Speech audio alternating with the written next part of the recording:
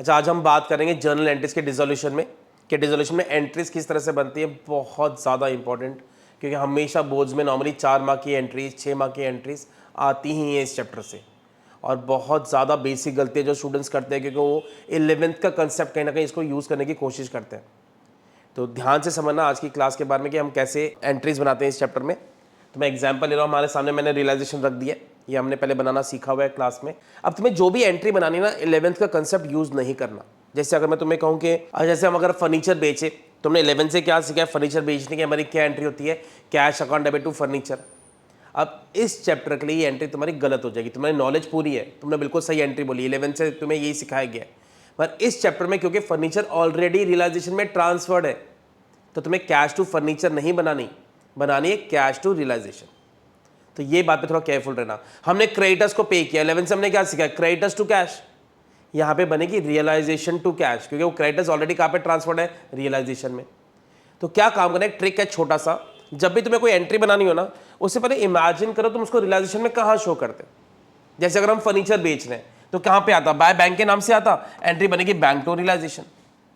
अगर तुम क्रेडिटर्स को पे कर रहे हो तो टू बैंक के नाम से आता, रियलाइजेशन टू बैंक।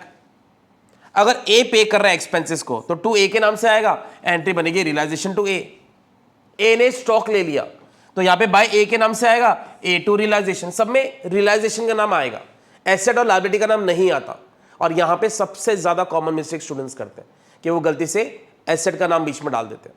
तो मालूम पड़ा 4 मार्क की 4 एंट्रीज है, ये तुम्हारी चारों ही गलत है। तो ये ट्रिक को ध्यान रखना, जब भी एंट्रीज बनानी हो तुम्हें ये ट्रिक फॉलो करना है कि वो सारे रियलाइजेशन में ट्रांसफर्ड है, इससे सब जगह पे कहीं ना कहीं रियलाइजेशन का नाम आएगा।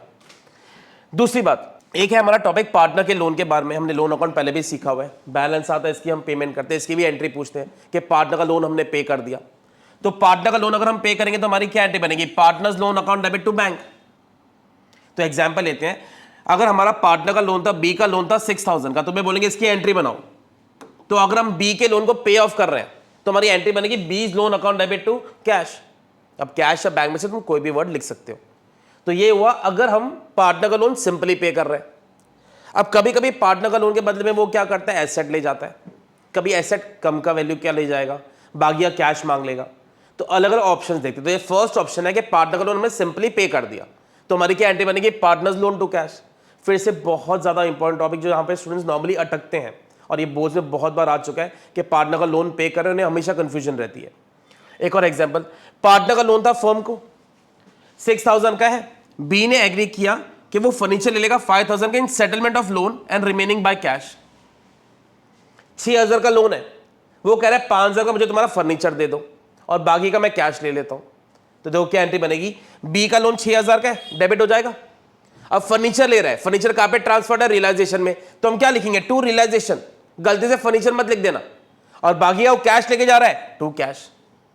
तो अगर मैं कल को रियलाइजेशन अकाउंट बनाऊंगा तो ये एंट्री बाय साइड में आएगी, बाय पार्टनर्स लोन के नाम से 5000 रुपीज से। तो एंट्री अगर तुम्हें समझ में आ जाएगी, तुम्हें पोस्टिंग पता चल जाएगा कहां पे इसकी पोस्टिंग करनी है। एक और एग्जांपल, बी का लोन था 6000 का, बी ने एग्री किया बस मुझे 5000 का फर्नीचर दे दो इन फुल सेटलमेंट, और कुछ नहीं चाहिए मुझे, बस तुम्हारा फर्नीचर चाहिए। तो 6000 का लोन है, 5000 का फर्नीचर ले रहा है वो, बाकी कुछ नहीं मांग रहा। तो एग्री में 1000 का गेन हो गया। तो ये फर्नीचर के लिए हम क्या वर्ड यूज करेंगे, रियलाइजेशन। ब्रैकेट में मैंने मेंशन कर दिया फर्नीचर ले रहा है, मेन है टू रियलाइजेशन, और जो गेन हो गया ना वो भी रियलाइजेशन में ट्रांसफर होगा। तुमने हार्डली कभी ऐसी एंट्री देखी होगी एक ही नाम 2 बार क्रेडिट हो रहा है, एक बार एसेट लेने की वजह से, क्योंकि वो एसेट ट्रांसफर्ड है। इसलिए इस चैप्टर के कंसेप्ट ना बहुत ज्यादा डिफरेंट है, क्योंकि ये फॉर्मेट बेस्ड टॉपिक है और तुम्हें फॉर्मेट को फॉलो करना होता है, तो तुम्हें 11th के कंसेप्ट फॉलो नहीं करने होते।